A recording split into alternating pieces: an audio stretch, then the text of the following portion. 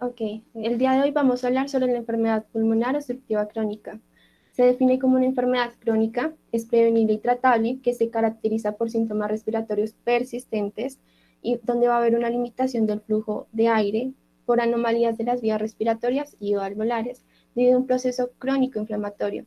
Usualmente es asociado a noxias inhaladas, ya sea biomasa o el humo de tabaco, y se da por dos procesos fisiopatológicos, la bronquiolitis obstructiva y el enfisema. Conociendo un poco más de la prevalencia de la epidemiología de esta enfermedad, en el 2012 causó el 6% de las muertes a nivel mundial, en total 3 millones de muertes. Es la tercera causa de muerte a nivel mundial y en Estados Unidos se ubica como la cuarta, donde se presentan anualmente 120.000 muertes. Dependiendo del país, la prevalencia cambia, pero de manera global se estima que es el 10% en las personas mayores de 40 años, con cifras de 200 millones de casos mundiales.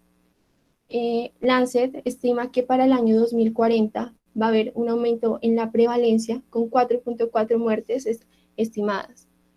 En Colombia es muy diferente, está entre la tercera y la cuarta causa de muerte no traumática. Se dice que se produce 38 muertes diarias y hay un total de 70.299 casos anuales. Teniendo en cuenta el estudio de PREPOCOL en el 2017 en las cinco principales ciudades de Colombia, que es Bogotá, Barranquilla, Bucaramanga, Cali y Medellín, se estableció que la prevalencia en las personas mayores de 40 años que tenían EPOC era de 8.9%. Los factores de riesgo de esta enfermedad, hay factores exógenos y factores endógenos. En los factores exógenos encontramos el tabaquismo como el principal. El 90% de las personas que tienen EPOC tienen antecedente de tabaquismo, pero solo del 35 al 50% de las personas que fuman desarrollan EPOC. También la exposición a biomasa en lugares cerrados, eh, siendo significativo una exposición mayor a 10 años, como mínimo 4 horas, y también por factores ocupacionales, como lo es la minería. Dentro de los factores endógenos encontramos la predisposición genética, con alteraciones en las metaloproteinasas 12, 9 y 1 se han descrito, también en las enzimas antioxidantes como la glutatión transferasa y el déficit de alfa-1 antitripsina, que se calcula que es alrededor del 1% de todas las personas que tienen EPOC. También hay factores que influyen, como es el desarrollo pulmonar en la niñez y en la juventud. Entonces se tienen en cuenta los antecedentes de madre fumadora, de exposición a humo en la infancia, entre otros. En cuanto a la patogénesis, hay que reconocer la importancia de la asociación entre los factores ambientales y la predisposición genética. Todo esto va a llevar a una inflamación crónica por un estrés oxidativo que va a afectar a las células epiteliales y va a activar a los macrófagos, induciendo la liberación de citoquinas proinflamatorias como la interleucina 1B y el factor de necrosis tumoral alfa.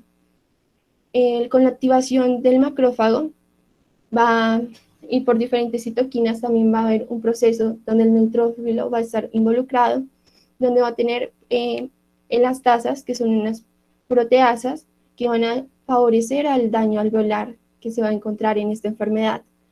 Va a generar un desbalance entre las proteasas y las antiproteasas, la presencia de células inflamatorias que se van a perpetuar sobre todo por la respuesta TH1 y una fibrosis finalmente a nivel periurogenital e intersticial por la activación del fibroblasto a través de diferentes factores de crecimiento como es el factor de crecimiento factor de crecimiento transformante beta.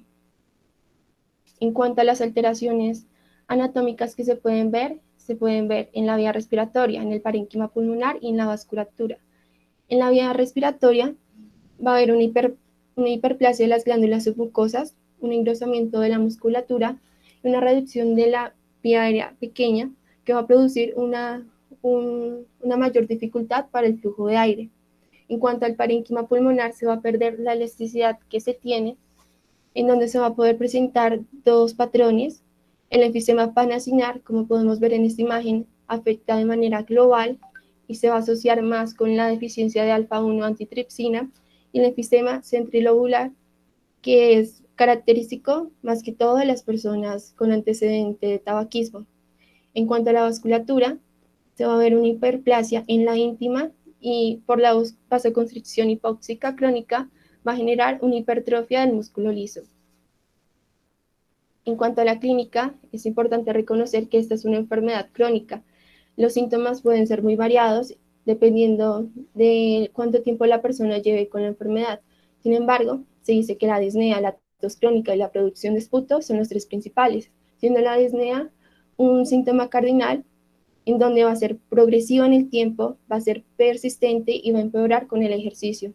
En cuanto a la tos crónica, va a ser el primer signo generalmente que se va a producir, en donde va a haber, puede ser intermitente o puede ser improductiva o productiva, con esputo o sin esputo, y puede llegar a cumplir con la definición de bronquitis crónica, conocida como una tos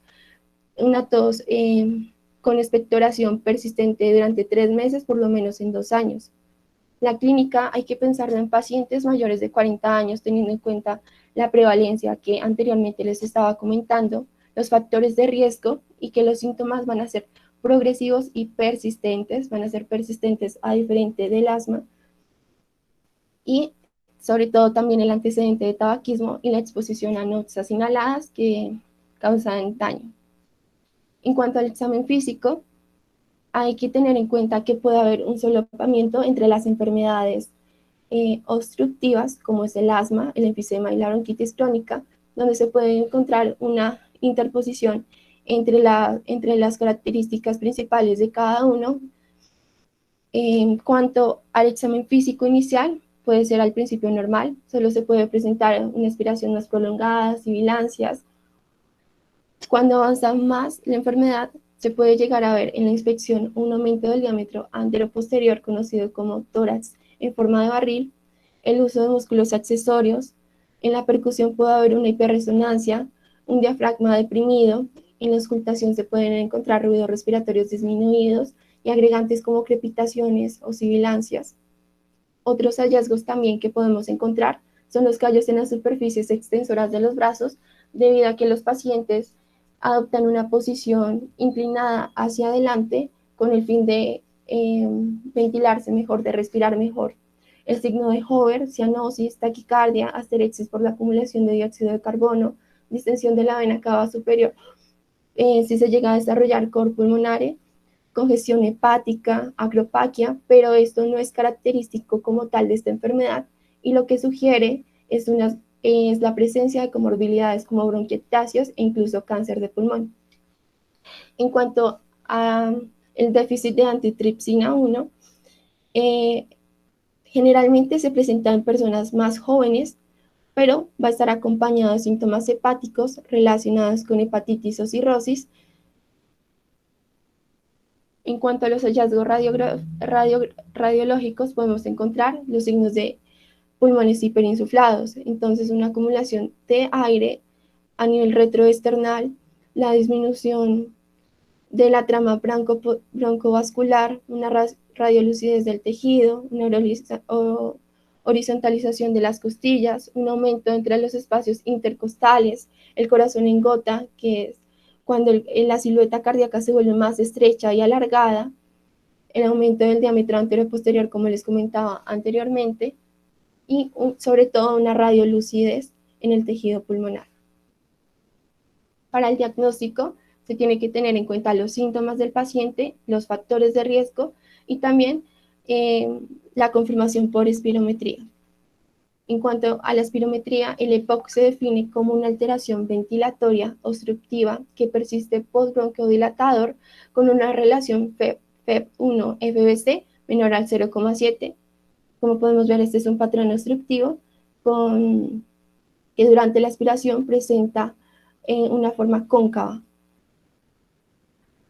También pueden encontrarse espirometrías normales, incluso con un patrón restrictivo, pero hay que tener en cuenta que por la clínica de un paciente con EPOC Se pueden pedir otras pruebas para confirmar, como es la pletismografía, que va a permitir medir toda la capacidad pulmonar, lo que es el volumen residual, que se va a encontrar aumentado, la capacidad vital se va a encontrar disminuida y el volumen, volumen residual respiratorio se puede encontrar disminuido o incluso normal. También con la prueba de la difusión de dióxido de carbono, en pacientes que presentan EPOC se encuentra disminuida, a diferencia de los pacientes que presentan asma, en el cual se encuentra incrementada. En cuanto a la clasificación, se tiene en cuenta la clasificación dada por Gold y también por las guías españolas.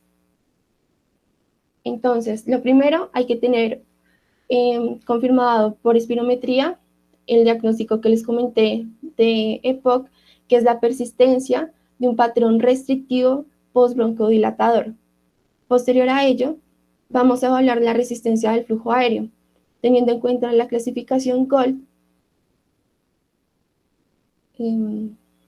La clasificación GOLD, que a partir del FEV1 lo va a clasificar como moderado, severo, muy severo o leve. Esto más que todo es para el pronóstico de la enfermedad. Posterior a ello, tenemos la evaluación de los síntomas de riesgo, la evaluación de los síntomas y el riesgo de exacerbaciones, que va a estar más relacionado con el manejo farmacoterapéutico que se va a dar. Lo primero que hay que tener en cuenta es que encontramos columnas y filas. En las filas vamos a encontrar dos componentes que van a evaluar. Entonces tenemos el CAT y la escala de disnea del MMRC. Aquí podemos ver el CAT, que es un cuestionario compuesto por 8 preguntas, en donde el paciente responde si ha tenido tos, si ha sentido atrapamiento en el pecho, si ha sentido expectoración, si se cansa al caminar, si se ha limitado en las actividades que hace, si ha tenido afectaciones durante el sueño, si ha perdido energía, haciéndose significativo el valor mayor a 10. En cuanto a la disnea, evaluada por MMRC, se encuentra de 0 a 4, haciéndose significativo en el grado 2, siendo el grado 0 cuando puede hacer ejercicio intenso sin fatigarse, o en el grado 4 cuando ya presenta demasiada dificultad respiratoria para salir de la casa, incluso para vestirse en actividades diarias. Entonces, teniendo en cuenta lo que les comenté, va a tener mayor valor el CAT, porque el CAT no solo va a evaluar la disnea, sino va a evaluar otros síntomas. Entonces, dependiendo de la puntuación, si el MMRC es menor, es de 0 a 1 o el CAT es menor a 10, se puede ubicar entre A o C. Pero si MMRC es mayor a 2, igual o mayor a 2, o el CAT igual o mayor a 2, se puede ubicar en B o D. Ahora, teniendo en cuenta los antecedentes del paciente, si ha tenido remisiones, exacerbaciones de 0 a 1 que no han necesitado manejo intrahospitalario, entonces se puede clasificar como A o como B.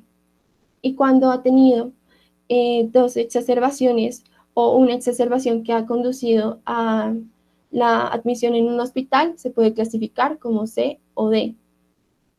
Los pacientes que están con oxigenoterapia, por el riesgo que tienen, se clasifican entre C o D. En cuanto a las guías españolas, lo clasifican por fenotipos.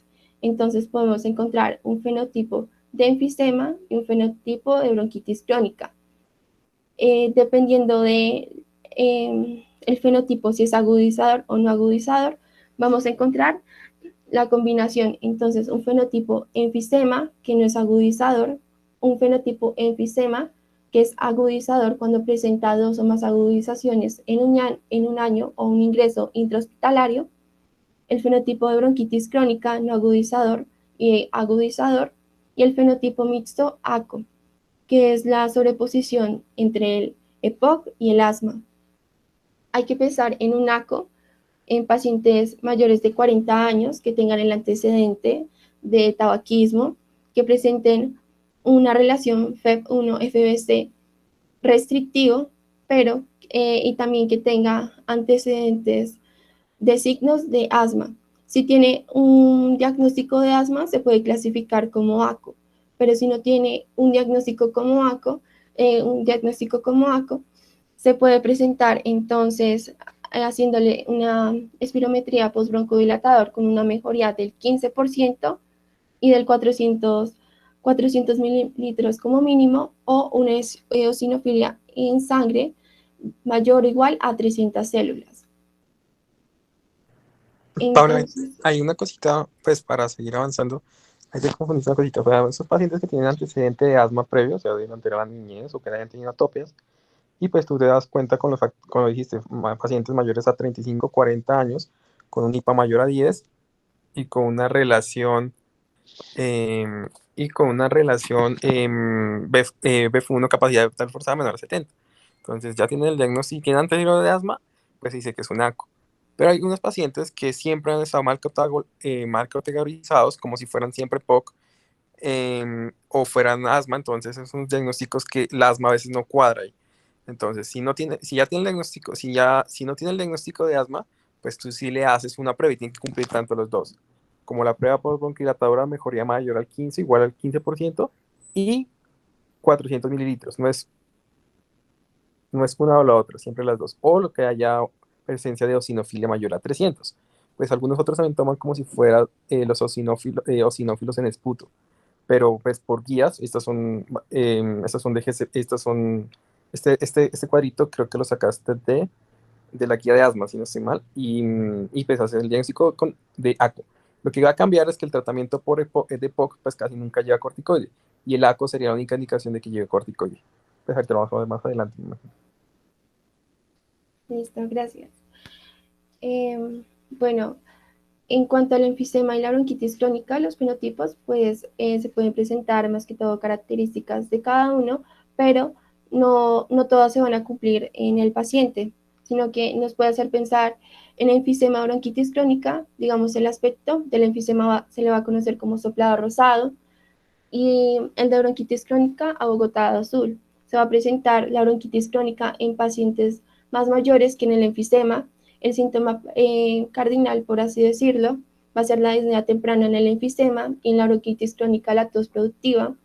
Y en el examen físico es más frecuente encontrar a personas con enfisema de bajo peso, que tengan astenia, que tengan un toro en tonel, que presenten poliglobulia, a diferencia de la bronquitis crónica, que van a ser pacientes con tendencia a la obesidad o al sobrepeso, que van a presentar cor pulmonar o hipertensión pulmonar, cianosis. Y en cuanto a la auscultación pulmonar, en el enfisema se pueden encontrar la disminución o la ausencia de los ruidos respiratorios. En la bronquitis crónica, por las secreciones que se presentan, se pueden encontrar estertores y sibilancias. En cuanto al manejo, hay manejo no farmacológico y farmacológico. En el manejo no farmacológico, lo importante es intentar que el paciente cese fumar cigarrillo. Tiene la mayor capacidad de influir en la historia natural de la enfermedad. Entonces se puede tener como alternativas los productos de reemplazo de nicotina, como lo son chicles, inhaladores, spray nasales, parches, tabletas sublinguales, teniendo en cuenta las contraindicaciones que son en pacientes que tienen úlceras pépticas no tratadas o que tienen una enfermedad coronaria inestable. En cuanto a los fármacos, también está el bupropión, la nortriptilina y la veraniclina, siendo el más usado bupropión. Se recomienda también que estos pacientes todos tienen que estar vacunados contra la influenza, dado que reduce los síntomas, las exacerbaciones y también el riesgo de muerte. En pacientes que son mayores de 65 años, se recomienda que se apliquen obligatoriamente la vacuna conjugada de neumococo serotipo 13, y en menores la serotipo 23. Y en aquellos pacientes que no se han vacunado en la juventud o en la infancia con difteria, lo ideal es que lo hagan también. En cuanto a la farmacoterapia, el oxígeno se considera un fármaco. Entonces, el oxígeno incrementa la sobrevida, pero solo en pacientes que tienen una hipoxemia crónica, definida en las guías como aquella que tienen una presión de oxígeno menor a 55 milímetros de mercurio o una saturación menor al 88%, pero para ello es necesario confirmarlo 2 veces o al menos con intervalos de 3 semanas, o también en pacientes que presentan una presión de oxígeno mayor a 55 pero menor a 60 y que tengan cor pulmonare o eritrocitosis. En cuanto al soporte ventilatorio, solo ha demostrado mejora la sobrevida en pacientes fuera del hospital, pero aquellos que presentan hipercapnia, que es una presión de dióxido de oxígeno menor al 50, mayor o igual a 52 milímetros de mercurio. En cuanto al manejo farmacológico inicial, recomendado por las guías COLT, las personas que se encuentran en el grupo A, cualquier broncodilatador les puede funcionar. Los broncodilatadores inhalados mejoran los síntomas y los FEP1. En cuanto a las personas que se encuentran en el grupo B, que son aquellos que tienen un CAT mayor o igual a 10 o solo han presentado una exacerbación o menos, sin requerimiento de manejo intrahospitalario, se les puede dar un LABA o LAMA. Un LABA es un beta-agonista de larga acción, un LAMA es un antimuscarínico de larga acción. Los pacientes que ya han presentado exacerbaciones, más de 2 exacerbaciones, o han necesitado la hospitalización a causa de ello y presentan un CAT menor a 10, se les puede dar un LAMA, teniendo una mejor acción los antimuscarínicos contra los beta-agonistas, sobre todo en las exacerbaciones. Y en el grupo D ya es un paciente que es más sintomático, que requiere un manejo más completo, entonces se le puede dar LAMA o LAMA más LABA, dependiendo de la sintomatología, o corticoides, como comentaba el doctor anteriormente, sobre todo en aquellos pacientes que presentan un fenotipo ACO. Y en cuanto, pues también las combinaciones es mejor que la monoterapia, por lo que podemos ver que eh, en la mayoría de los grupos se recomienda pues la combinación de medicamentos. En cuanto a las guías españolas de GESPOC, el diagnóstico pues se estratifica si es de riesgo bajo o riesgo alto. Si es de riesgo bajo se le puede dar un LAMA, un LABA o LAMA, y en el riesgo alto, dependiendo del fenotipo. Entonces, si es un paciente no agudizador, se le puede dar LABA o LAMA con teofilina. Si es un agudizador con enfisema, se le puede dar un mucolítico, un macrólido, que va a presentar una mejoría en cuanto a que va a ayudar a la esterilización de la vía aérea y va a generar un efecto inmunomodulador, o la teofilina, que genera un efecto broncodilatador. Los pacientes que son agudizadores bronquitis crónica, LABA o LAMA, y se le puede agregar un corticosteroide, roflumilast, que es un inhibidor de la fosfodiesterasa 4, un mucolítico, un macrólido o una teofilina.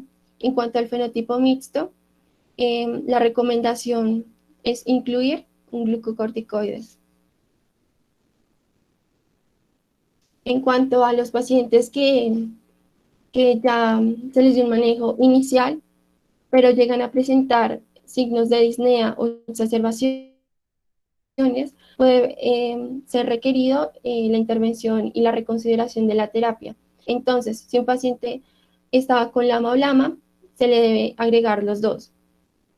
Si tiene un fenotipo ACO, la adición de un corticosteroide, y si no mejora, hay que considerar individualmente los medicamentos LABA o LAMA, dependiendo de sus características, de su vida media, para tratar la enfermedad o mirar las otras causas que no permiten que se mejoren los síntomas. En cuanto a las exacerbaciones, si el paciente venía inicialmente con un LABA o un LAMA, se le puede dar un LABA más LAMA, o se le puede dar un LABA más un corticosteroide, pero sobre todo es recomendado en pacientes que tienen el fenotipo ACO. Si Se presenta eosinofilia, dicen que mayor a 100, incluso menor a 100, pero la evidencia demuestra que es mayor a 100, mayor a 300 células, se le puede dar LAMA más un corticosteroide. Si el paciente no mejora, se puede considerar en la adición de roflumilast, sobre todo también en aquellos pacientes que presentan una FEV1 menor a 50 y que tienen bronquitis crónica, o también la citromicina, sobre todo en pacientes que son fumadores. Aquí hay una tabla con los medicamentos y la presentación y las dosis que recomiendan, por si quieren más adelante revisarlo con más calma. Y sería eso todo. Gracias.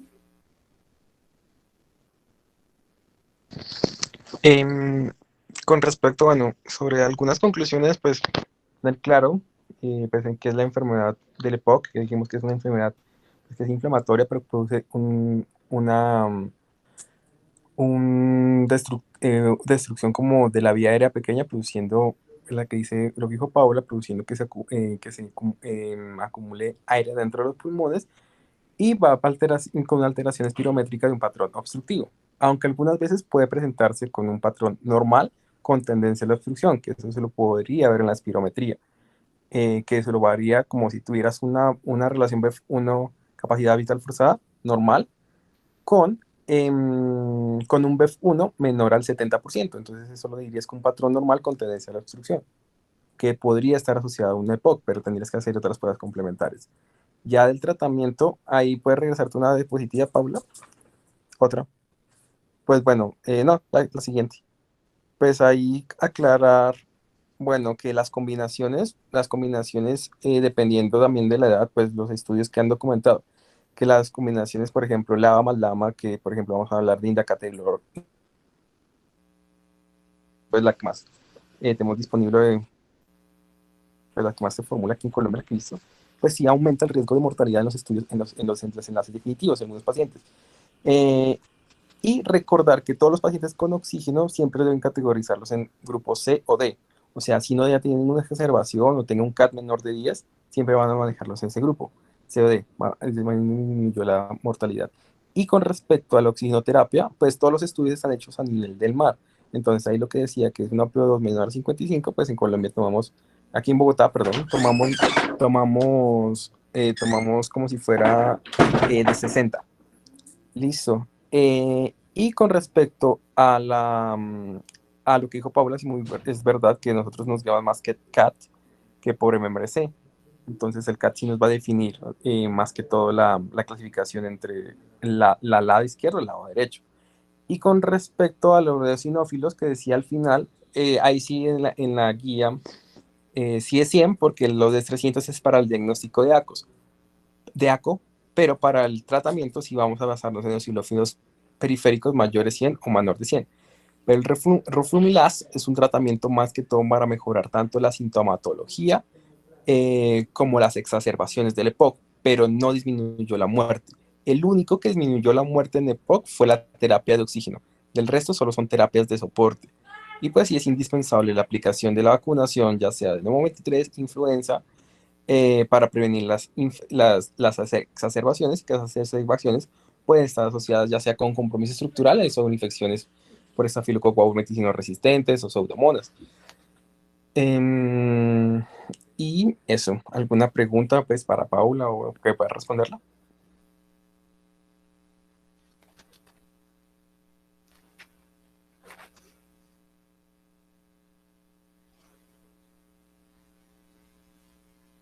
Al parecer no hay preguntas, doctor.